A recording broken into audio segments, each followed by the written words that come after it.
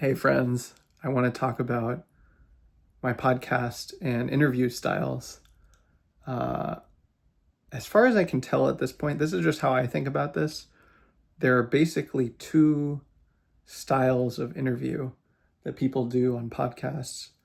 Um, One which I might call conversational, and one that I would call listening.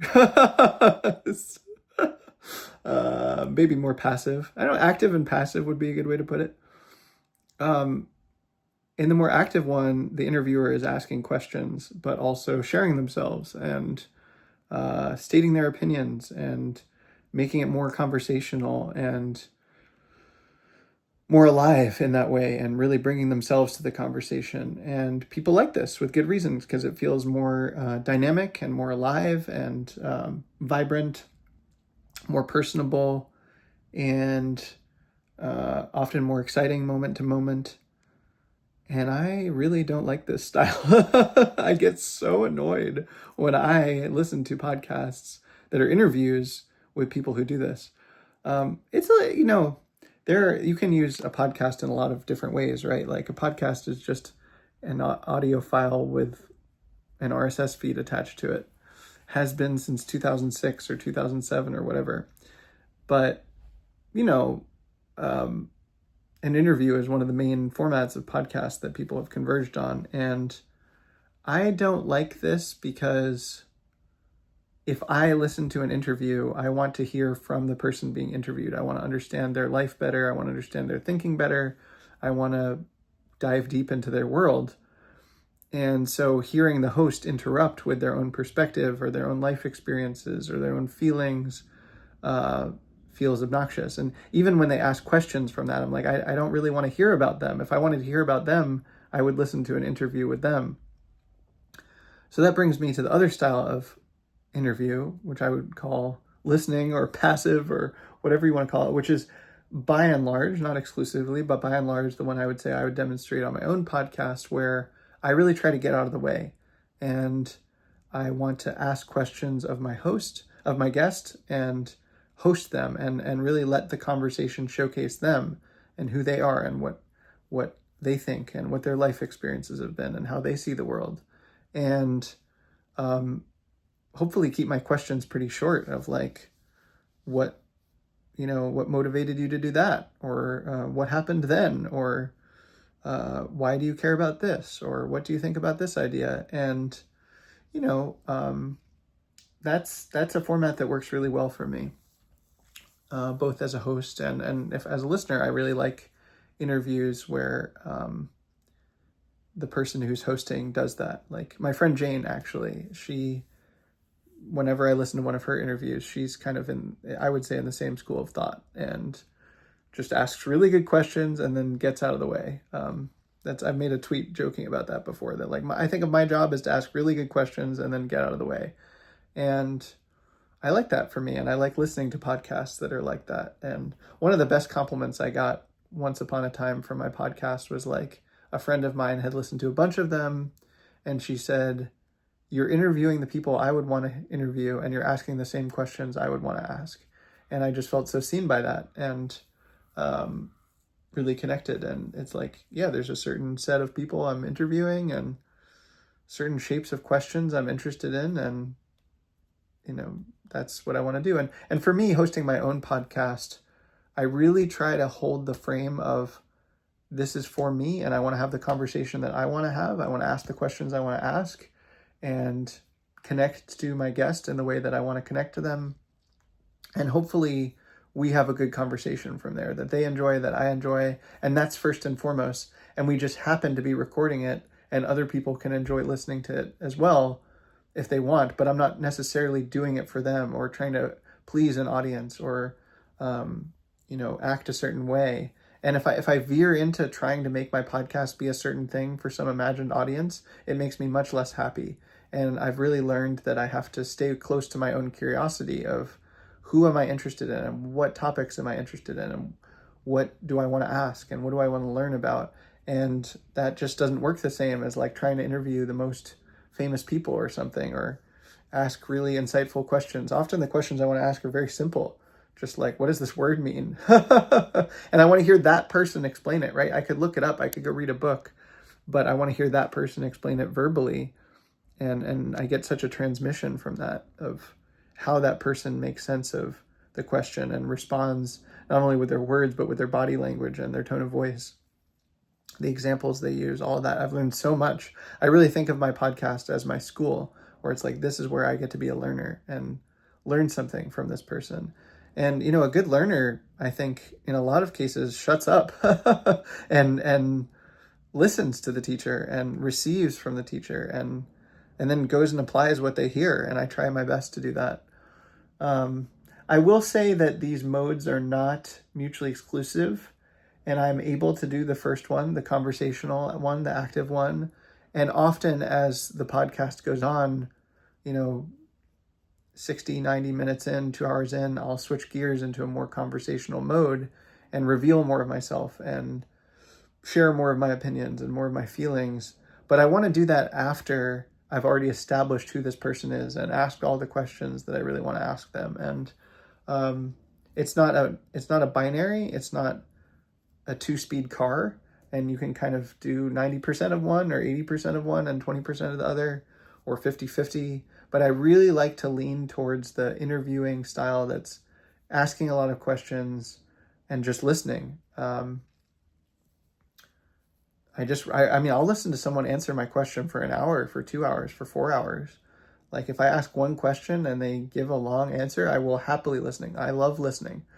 In these vlogs, you can see that I love talking. Recent ones, I've made like 50-minute vlogs. I love to talk and I have plenty to say. But on my podcast, I want to listen more than I talk.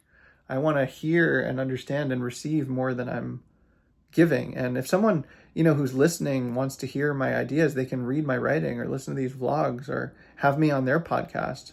I'm very open to all of that, but I don't think that as a podcast host, it's my duty to represent myself or my own opinions. And in fact, my job is to sort of get out of the way, is to be a good container that showcases my guest. It's a little bit like a painting and a frame of a painting. That's a metaphor I've used before. Like the guest is the main attraction and they're the main content and they're the foreground. And then I and my questions and the conversation are the frame. And yeah, there needs to be some of that and it needs to be well held. And I'm really careful about which questions I ask. And I have a whole philosophy of that that I'm always iterating on. But I want that to be less noticeable. I want that to be more in the background. I want to have my guest in the foreground. I want you to feel like if you listen to a hour-long, 90-minute, 2-hour, 3-hour conversation where I'm interviewing someone, that like by the end of it, you're like, wow, I really know that person. So a compliment that I got recently about the podcast was this person told me that several times I'd had on a guest where they actually didn't like the guest, especially from their tweets, since I have a lot of people who are on Twitter and they're like, man, when I read this person's tweets, I didn't really like them that much. I didn't resonate with them. But after hearing you talk to them for a couple of hours, I felt like I really got them and their whole gestalt and their worldview much better, and I understood it better, and their tweets are much more meaningful to me, and I feel like I can actually meaningfully relate to them, engage with them, and learn from them now in a way that I couldn't before you had that conversation. And I feel like that's a real service. That's a real service to display someone in a way that shows who they are and makes that more accessible to more people. And it's also a kindness to the person themselves to really pay attention to them and ask them a lot of questions and give them a chance to make sense of their own life and their own ideas. And I really hope that my guests walk away being like, wow, that was a really beautiful conversation. And I feel really seen and really understood. And I said things that surprised me and I connected ideas that surprised me. People certainly have had that experience. Now, sometimes I have guests who are like, man, I wish you asked me more questions or revealed more of ourselves. I think there are podcast guests who are maybe expecting more of the conversational style. And I've adapted a little bit of that. I think there are times where that's the right thing to do. And if I feel called to, I do. But by and large, especially with a first conversation, I want it to be more of an interview and for me to be much more passive. You'll notice if I have someone on multiple times, often the later episodes are much more conversational and more two directional. It's like, well, I've already shown who this person is, and we already have a bunch of shared context, a bunch of surface area. And so now we can dive deeper from there and go into very particular questions and very particular topics of shared interest.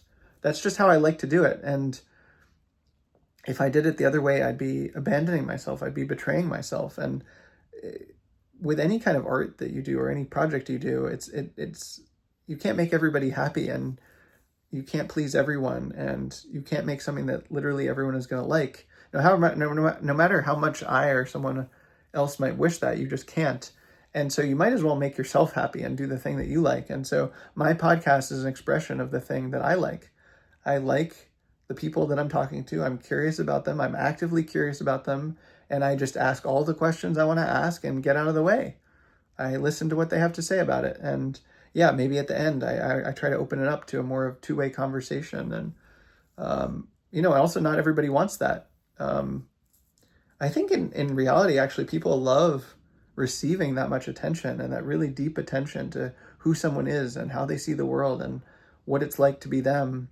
And it's vulnerable to receive that much attention, but it's really beautiful and healing and intimate. And sometimes people get to the end of 90 minutes or 2 hours or whatever it is, and they're like, I've just said a lot of things, and I feel like I don't have anything more to say right now. I don't have more I want to talk about. It kind of scratched the itch.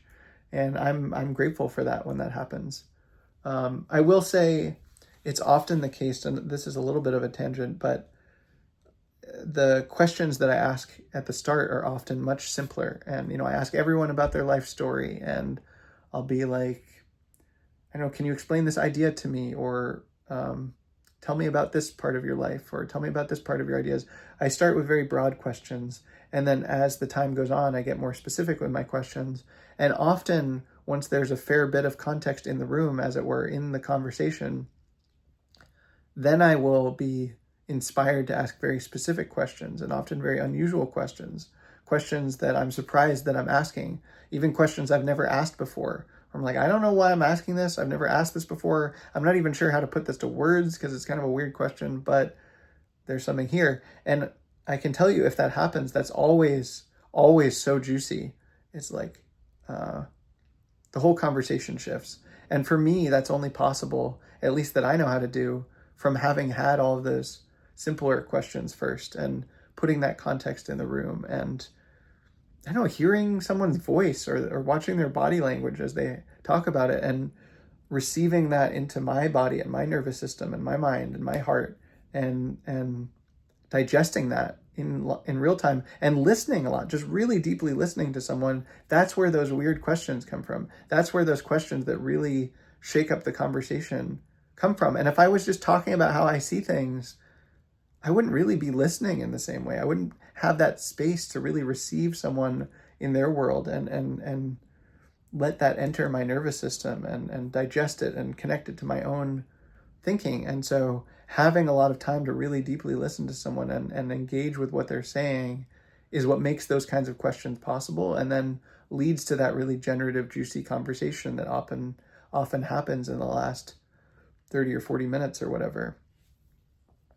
Pretty reliably, I'd say my podcast is about 2 hours, and the first 90 minutes are pretty slow. Depends on how the person tells their life story. Man, Shanti was just on my podcast recently, and I thought she did such an amazing job at telling her life story. I was just entranced. I think she talked for an hour or an hour and 10 minutes about her life, and I was like, this is great. I've been really encouraging my guests more and more to really lean into it as storytelling, and I thought she did a great job. But yeah, anyway, about 90 minutes of them telling their life story, me asking questions. Maybe it's 2 hours, maybe it's less, it depends on the conversation. And then things just heat up at a certain point where it's like, there's so much vibrancy. And I think that if you just listen to the first 45, 60, 90 minutes, you might be like, this is kind of boring. but you'd miss the juicy part, which is at the end. And that's often where I'm the most vulnerable, where I say something the most real, where I'm like, all right, this is 90 minutes deep into a conversation. Whoever is listening by now, they're not just going to be some jerk that's going to view me judgmentally if I say something vulnerable. There's someone who at least is going to respect me, and even if they don't agree with me or dislike what I'm saying. So yeah, I don't know. It's just a matter of taste. And the thing, by definition, that means that the thing that I make that I like is going to be distasteful to other people, that they're not going to like it. And they would prefer I was doing a different thing. And people constantly tell me this. Guests sometimes tell me, podcast listeners tell me, man, I wish you showed more of yourself, or I wish you didn't listen so hard. Why did you listen so hard? Why didn't you speak more or interrupt more? And I'm like, no, that's just not the thing I want to do. That's not the thing I'm interested in. And yeah, maybe you're a little bored because of that, or you'd rather listen to a different podcast. I didn't make anybody listen to my podcast. I just put it out there as a gift to the world. And I'm very happy to just have a podcast conversation that I enjoy, that hopefully my guest enjoys, and then record it and have no one listen. Some of my favorite ones are ones that not that many people have listened to. And I'm just like, well, that's your loss. That was a really good one. If you sort by popularity or how much you've known the people in advance, like that's not necessarily going to be the best episodes of my podcast. But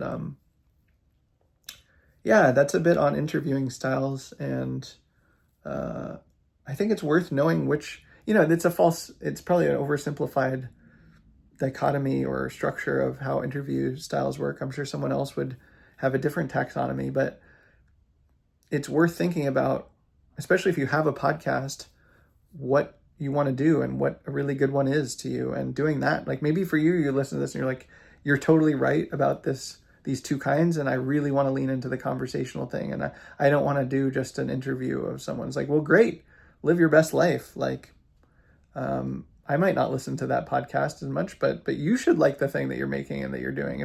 If you don't like it, what are you doing? Or maybe it inspires you. I'm going to do a third totally different thing. That's great too. So yeah, that's a bit about how I think about this, and with my own podcast and with podcasts that I listen to, and why I like the one that I like. But I'm curious to hear what you think about this and what your experience is, whether you've hosted them or listened to them, what works for you and what you like and what you don't like. Feel free to leave your thoughts in the comments. In the meantime, I'm sending you love and hope you're well.